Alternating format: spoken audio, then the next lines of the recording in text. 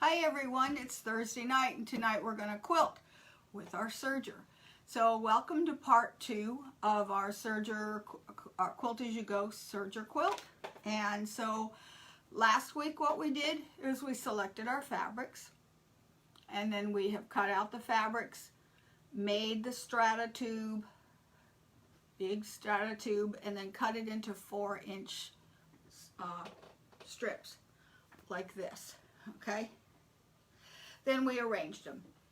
If you don't know what I'm talking about, just sort of play along for now and then go back and look at last week's video and so you can catch up. If you'd like the supply list or the written instructions for this class, just send me an email at waltzquilt@yahoo.com. And by the way, in case you don't know, I'm Jerry Ford. So let's get started today. So what we're going to do today is we're going to start putting that center section together, and then we'll sew that in that it takes a little bit of time, and then next week we'll do the borders and finally finish it up. So what things that you'll need for this week: you'll need your serger. You'll need your serger set up with a 4-thread overlock. Put your blade width as small as it will go, and then also you want to, we're probably going to have to loosen up on our pressure that the foot exerts, but we'll talk about that in a little bit. So go ahead and thread up your machine with a 4-thread, and I'm using white thread. You know, you can use white, light, any color. Unless you have a white quilt and don't use black thread, it'll show. You want a light neutral color in all 4 cones. Okay, so other things you're going to need is you're going to either need these binder clips to hold things together, and these are like the same thing you put in your hair, but you can buy them cheaper, although this is what I used to use. What I prefer to use are these things, Wonder Clips. I love these things, so I have a big box of those, and you're going to need a lot of them. You're going to need at least 18 of them. Okay. So, and you're also going to need your strata cut out, and I'll show you that in a minute. I will hang it up. And then you're going to need your batting, so you're going to need your strips of batting. There's no waste with this, so usually I get a full-size batting, and then I'm going to cut that, and that's usually enough. But you can also use all the scraps you have, because inevitably you always make for those, especially if you send your quilts out to a long armor and you cut them like 4 or 6 inches bigger on either side so that they can, you know, quilt it easier, and then you end up with these lots of scraps. Well, if they're 4 inches wide or 6 inches wide, you can use them in this project. And that's what I've done. A lot of these are leftover pieces because there's no waste. So, and you're also going to need your backing fabric, which is again a 4-inch square or 4-inch strip of each of the 5 colors of fabric that you used or that you selected. Let me get that out of my face. So I hope everybody's doing good. Okay, so there's my pieces. I don't have a design wall in here. Those are my strata right there. Those are the colors I selected. Boy, that looks like burgundy, but it's not. It's plum. And I'm going to start with the first piece. So I'm going to start with the back. Take the pin out of this. And I have 3 sets of these, but I can't handle, if you put them all one on top of the other, you're going to end up with this huge roll that you can't control. So I'm going to start putting this, what, is that the right way? Yeah, it is. And I'll put this in the chair. Okay, and then I'm going to put a piece of batting.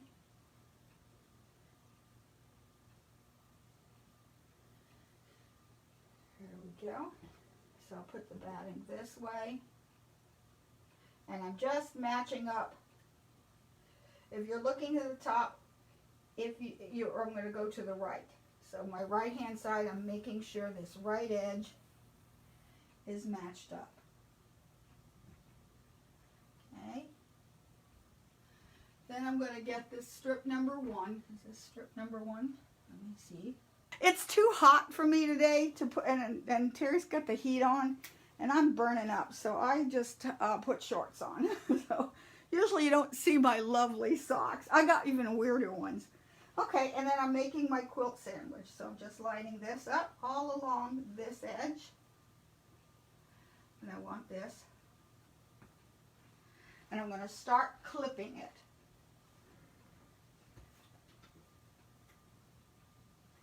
And I have all my seams facing the bottom. I'll come back here and open this up, and I'm just going to put a few of these clips. Not a lot of them, just to hold them together. You want this as close to all these edges being even as you can get them. Okay. I'll scoot it down and do for the rest of it. And there went the back.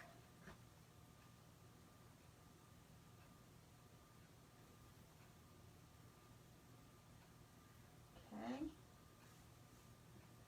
And right here.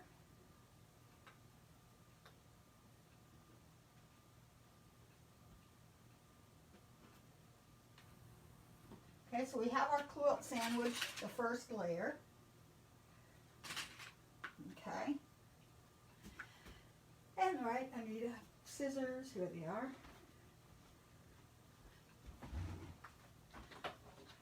Oh God, if you saw my socks and you saw my ugly legs, I got the world's ugliest legs. And I'm just going to cut this right here. Cut everything even. Okay. Okay, so now I'm going back to the top, and I'm going to start with the front. I'm going to take the piece number 2. Okay. And I am going to take off the pin for number 2. Reason is when I'm at pin number 1. And so I'm going to move this pin right over here to this side, and I'm going to leave it there. Because I know if I ever see this pin, you don't stitch there. This is the no-no side, not till we're done with the middle. Okay, so now I'm going to start. I'm going to sort of find the middle, okay, of this side. And I know this middle is going to go right there at this seam. And I'll put a clip there. And I'm going to put a clip. I'm not too worried that this is absolutely even. It doesn't need to be. Okay, and then every once in a while I'm going to check by folding this in half and make sure that it matches up with the seam. And it doesn't quite, so I'll give it a little stretch and mark it here.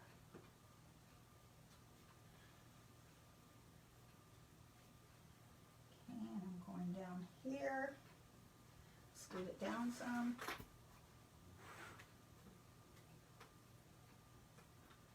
And I'll check this one. It's half. Okay, that's in the right spot. And put it there.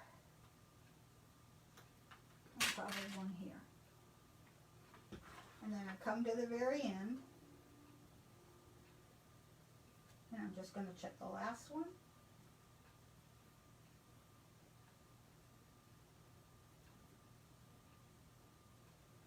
Okay. And I didn't get that in half. Okay, there's the half. It does match. Put it there. Okay.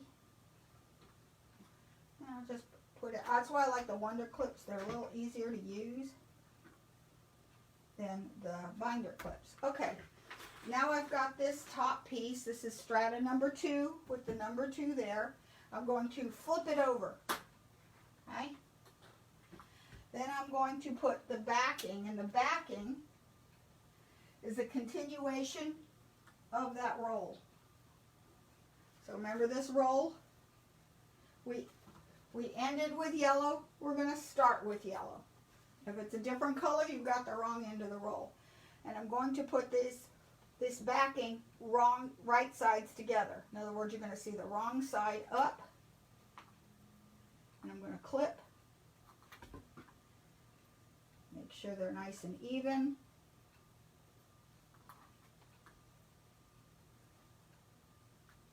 There. table's not quite long enough. I usually like to do this on my cutting table, which is downstairs. And here I'm not worried about whether anything matches anywhere.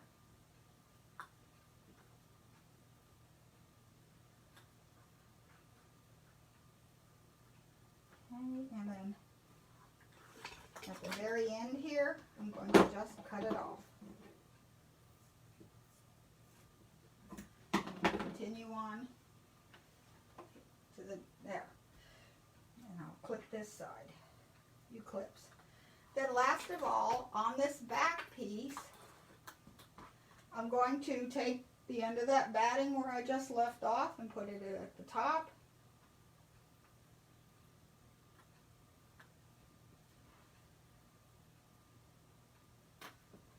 Okay, and now I'm going to carefully pin these together and check everything, that everything is good.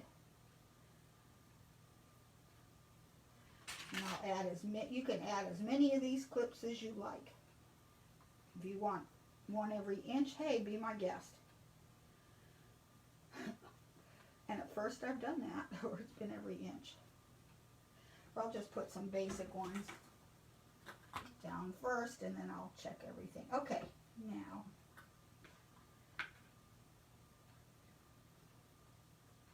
pinching fabric. Okay, over here where it's overlapping. Okay, I've run out of the batting. Just take another piece and here we go, underneath. I'll put it underneath here. I will most likely put a clip there so that it won't release. So I'll put it up underneath there. Here.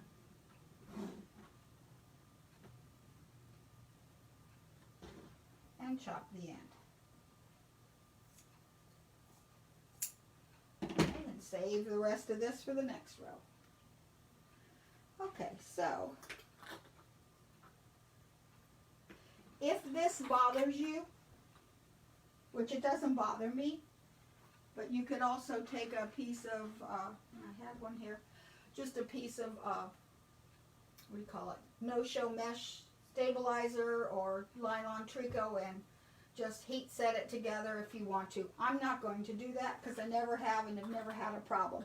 This is the quilt I have made most in my life, is this one, because it's quick and I don't care if the dogs lay on it because it is easy to make. It doesn't take up a whole lot of materials or a whole lot of my time.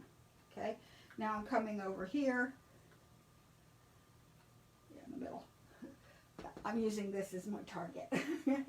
And I'm going to come along here and make sure everything's good and even.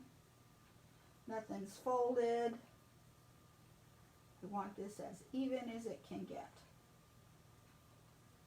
Put more of these clips if you need to. I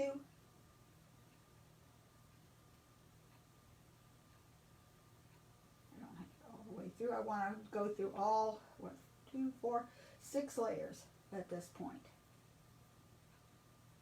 Making sure everything is even. This needs a clip. That's all the way through. That one, that one, that one. Okay. Now we are on the right side. Okay, so we're on the top. If you are looking at it, you're going to start at the top where the pins are. And I'm going to take off this number 2 right now. Because I know if I go to sew the next one and I see a number at the top, I'm not going to add the next strip on this side. I'll add it to this side. So now we're going to go to the serger. Okay. Alrighty. So I've set up my machine for a 4-thread regular overlock. Okay. I want to cut a little bit off, but not much. So let me scoot this down. I'm probably going to loosen my tension a little bit, or the pressure. This might be, in fact, it most likely is too tight. So If you have a baby lock with your pressure foot pressure on the top, then what you want to do is, this is what I use this screwdriver for, or this, what do you call it, tweezers. I'm just going to turn it one full revolution, and we'll try there. I may have to go more. If you have the, I think it's the Triumph or the Ovation, then your pressure is on the side dial over here, and it's normally on 2, maybe move it down to 1 or 1.5. Okay, so I'm going to start to stitch. Okay, again, I want to make sure everything's good and even. And my blade is up. My stitch length is at 5.5, which is its smallest. Differential feet is at neutral. And my stitch selector is at A. Okay, press her foot down, and here we go. Oh, guess what? You know how my machine was making a big racket last week? I was going to take it into Justin. I thought, no, I usually take my machines in around Christmas because he doesn't have that much to do over the Christmas week, and that's when I can let go of my machines without screaming. So anyway, I just cleaned it really good, and the noise went away. Fold in the fabric. It's going to be noisy. It's going through a lot of fabric. And you're just literally sewing threads off.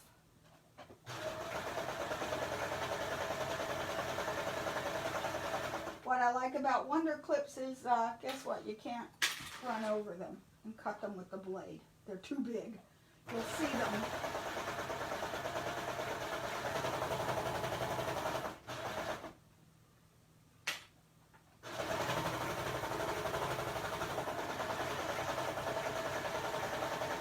Now, if you do not have a serger, you are more than welcome to do this on a sewing machine, but I would recommend you use a walking foot if you do this on a sewing machine.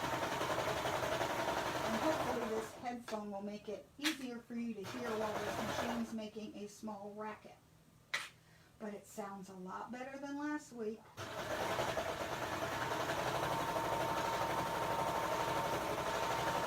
It had so much gunk in here, I had to apply the tweezers and was pulling out dabs of stuff out of there. Put that tweezer up there before. And I don't seem to have any problem with it not wanting to feed. You'll know you don't have enough pressure if it doesn't want to feed. If it's not, or if the stitches are really short and little, like it's struggling to feed it through, then it's not pulling it. You have too much pressure if this top is starting to grow. So it's not growing, it's staying pretty even. And I safely stitch to the Wonder Clip. And don't forget, Saturday is club. So send me your So Creative club pictures. And I will be happy to include them in our album.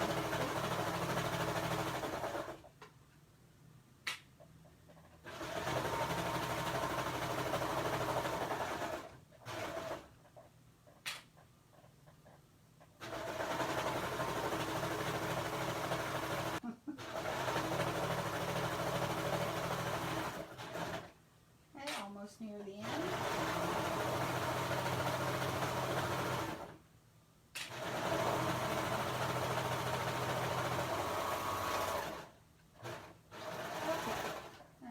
Go. Alrighty. So now we're going to go back over here and we're going to press. Here's my pressing surface. So it doesn't matter which one you start with because now we're going to open this up. Okay, I usually start with the back. And I'm going to press that open, and you want to press from both sides because you want to double check that you've caught the edge. There's been many a time where you've got rows and rows and rows and then you realize you missed it. So always check each section as you press.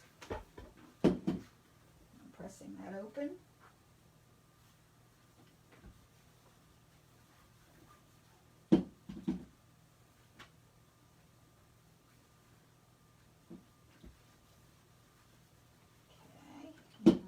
little more. And I'm going to turn it over and do the same thing. Okay, and at this point, I'm going to make sure, see this pin, I want it to be in the upper left-hand corner, because now I'm going to open this up. And I'm going to try at this point to make sure, and I might even use a few clips here and there as I press it. Okay. Down. And I'm checking these seams. I want to make sure that I haven't missed, because it is easy to do that.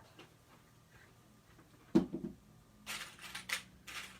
every pressing, I'm just making sure everything is good on this top side or right side. I'm working from bottom to top, but when I work at the ironing board, I'm standing this way. So press that seam out. And see now how this one's a little short there? So I'm going to pull it out. There. And down, and see see I'm not worried about this because this next side's going to get caught in the seam on the other side, so it's going to work just fine. Okay,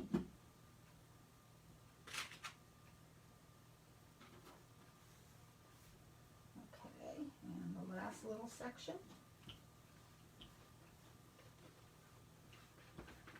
And see about putting a pin on that top side and leaving it there, because it's really tough to think, is this the top or is the other side the top? It can get confusing, especially since like this piece is the same color. So anyway, I'm going to pull it back to the end, and I'm going to take piece number 3. And I'm going to take number 3's pin off, but it's at the top. Okay, so now I'm going to align this.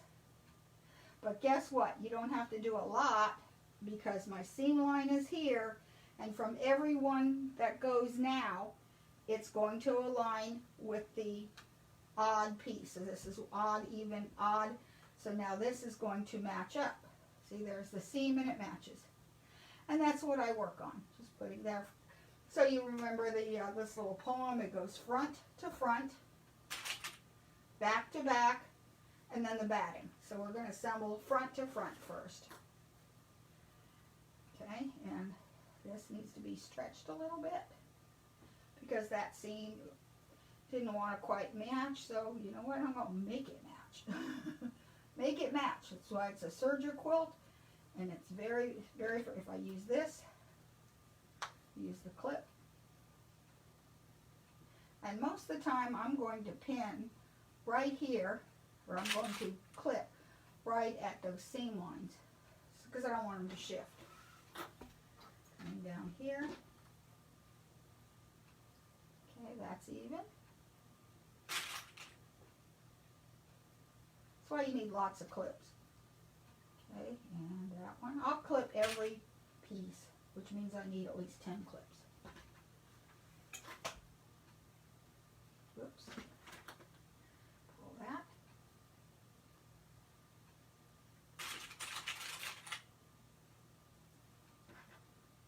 And this one.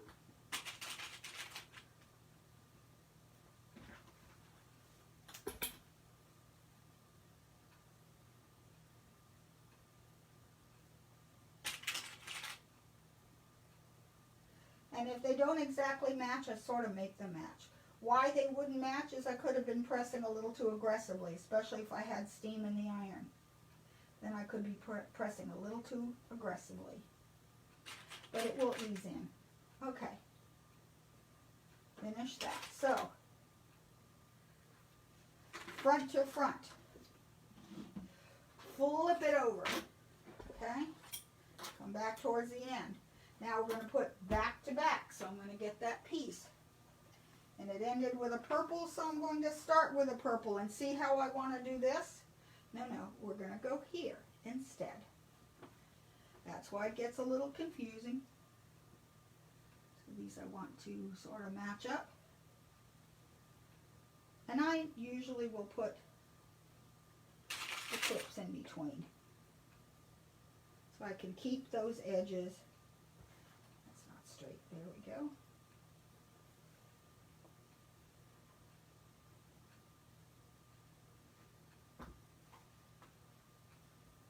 Come down here. I know you can't see me. I'm pinning at the other end of the table. And I figure while I have it here, I'm going to take that piece of batting. Here's the leftover piece. And again, I'm going to put this at the edge. So it's front to front, back to back, batting on top, or on bottom actually. This is the back of the quilt. So it's front, front, back, back, batting, batting, or batting on the back. See, these aren't my favorite.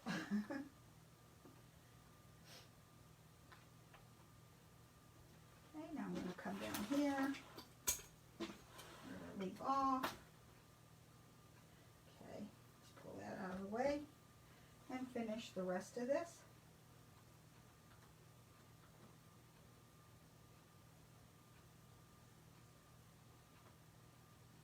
Okay, couple clips. And I don't think you can see it, but at the very end, right here, simply cut it off and put it aside. Okay, I'm just going to put this up here out of my way.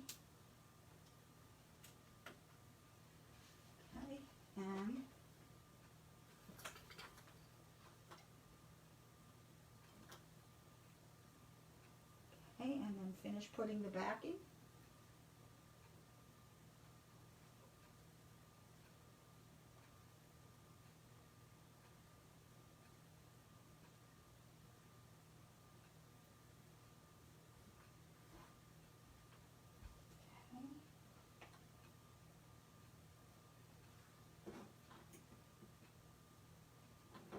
Okay, and at the very end, I'm going to cut off the excess and set it aside because that's going to be the start of the next row.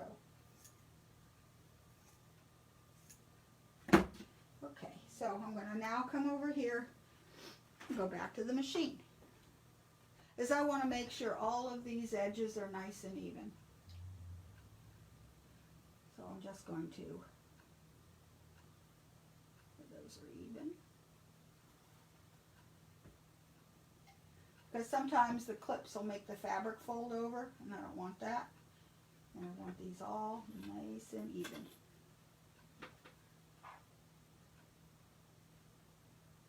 Now, if you were doing this with a king size, this thing is going to start to get big and heavy, by the way. Can get heavy. Especially, I've done a king size of this, and it was a little on the heavy side, and you need to make sure that you have lots of room on your table to the left of the machine if you're going to do a large quilt, because this thing gets very, very heavy, and it also helps to have this table, or have the machine recessed into the table so that it will be smoother and you're not fighting the fabric. Okay, and we're good. So we sew again, same thing. Make sure it starts even. And I'm going to start with my needle in its highest position because I want that blade. On my stitch length I have it 2.5. I'm not doing a really, oops. What happened here is the fabric folded under. Get over there. Push it back. Okay.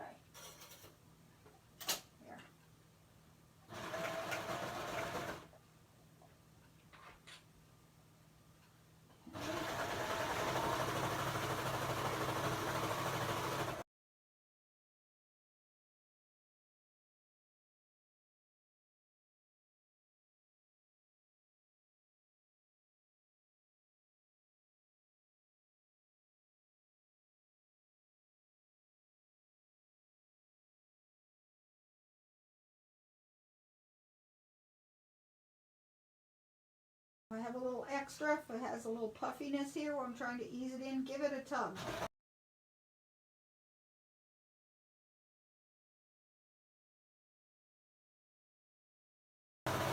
You're not hurting things if you're pulling, as long as you are pulling equally on both sides. Get that off.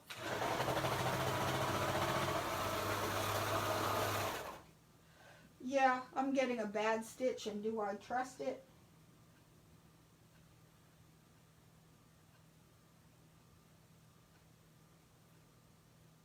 Yeah, I do, because I'm going to just leave it. The reason is because this looping is coming from the looper side, so it's not affecting the seam. Because remember, with a serger, what holds your fabric together, holds that seam together, are your needle threads. And the needle threads are unaffected by this wild and crazy stitching. Okay, back to the iron. Okay, so again, I'm going to press this open. Okay. You can open the whole thing if you want to. Okay, and press. And look, see this cascading effect is starting to happen here. And look how pretty. Alright, I'm going to do the back first. Okay, so the back goes first. And I'm checking. Remember, always check your seams as you're pressing to make sure that you haven't missed the edge. And I've done that before, and that's really not a good thing. Because you can't, once you get so many rows into this, you really can't go back and unstitch. It's hard to unstitch all this serging. So if you make it up along the way, if you press it and check it along the way, you'll be fine, because it's easy to rip apart from one seam, or the seam you just finished, than to go back. Everything looks good here.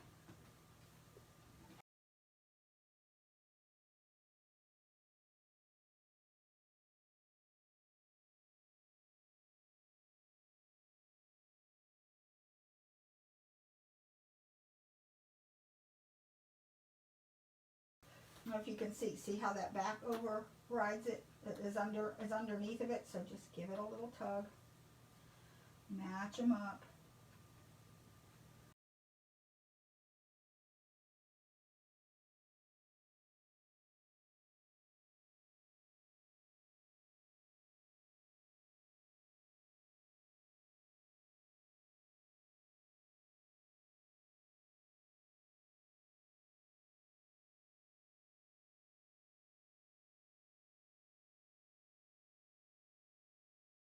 There's row 4 in front. Again, my pin is on this side, so we're working on the opposite side. Does it matter if you work one side and not the other? It doesn't really matter, but it does matter if you flip-flop. So once you pick the top, it has to stay there. Okay?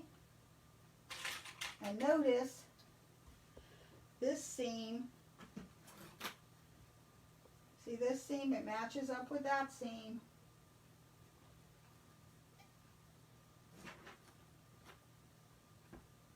Or close to it.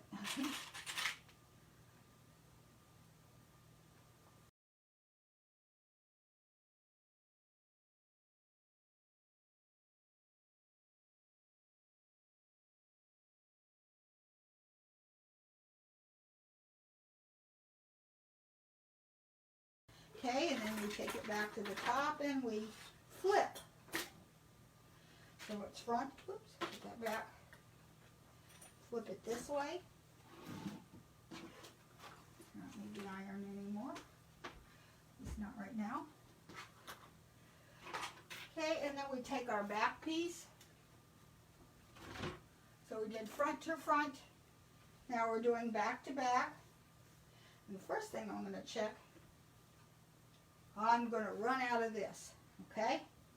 So I'm going to stop right here. I'm going to grab the next tube or next toilet paper roll, sort of full of this, the backing. And and I'm going to join the beginning to the end. So this is the end, this is the beginning of the next one. I'm just going to quickly join that. So I'm doing that at the sewing machine. Okay, alrighty, so now we've got a next group of 5 attached to the back. Okay, so I start up here. So we did front to front, now we're doing back to back. So again, I'm just going to put this on here loosely.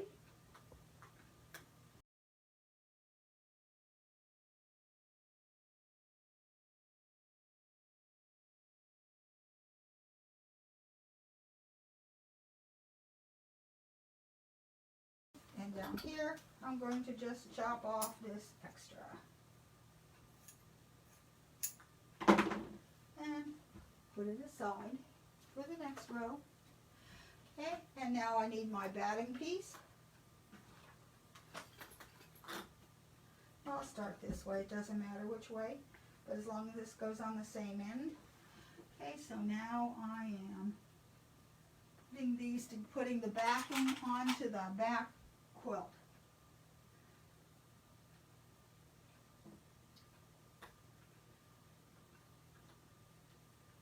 And see, I ran out, that's okay.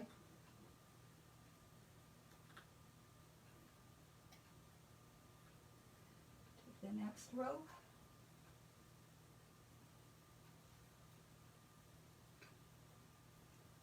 And this side's my bottom. So just overlap that, and I'll put an extra clip there so it doesn't come loose.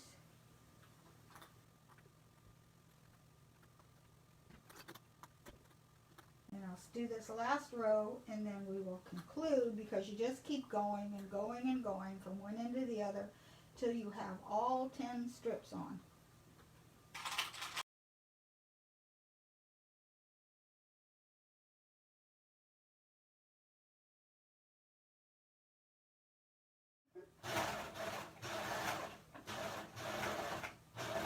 Part of it is I'm toned out.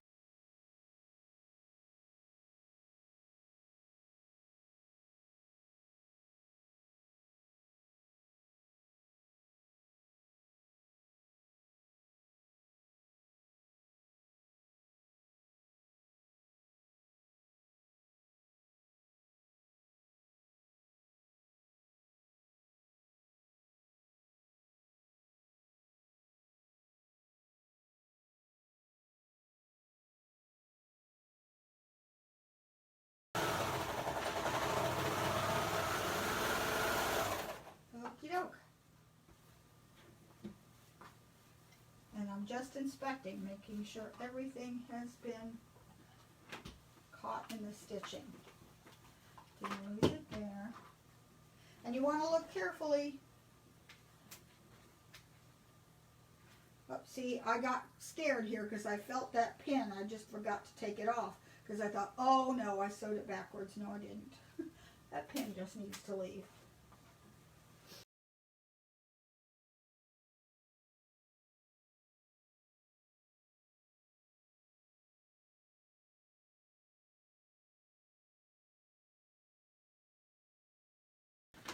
And see, now here's what the back is. You're starting to see what the back is going to look like.